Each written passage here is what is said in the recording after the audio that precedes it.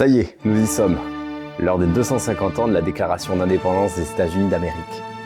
À Washington, en 2026, le locataire de la Maison-Blanche, loin du goût pour la sobriété et la modestie des pères fondateurs, réalise des festivités à son image, clinquantes et moins centrées sur la célébration des figures révérées de la nation que sur la sienne propre.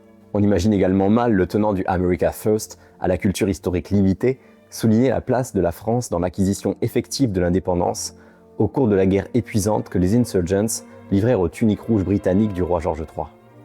Le ferait-il qu'il y serait certainement question, comme toujours, du marquis de Lafayette, le héros des deux mondes, le soutien infatigable de la cause indépendantiste. Un symbole utile, oui.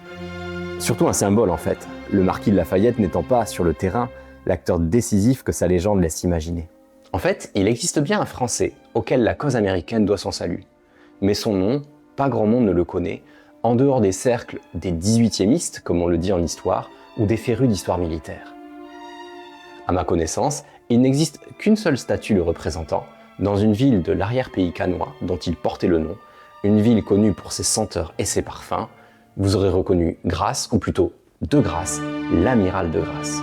Dans les minutes qui viennent, vous allez comprendre pourquoi Washington a dit de lui qu'il fut l'arbitre du conflit, et en même temps, vous découvrirez la raison qui explique la très fine trace qu'il a laissée dans les mémoires.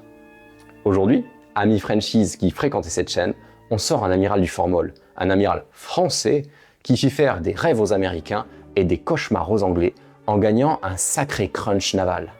Allez, prenez place, on prend la mer.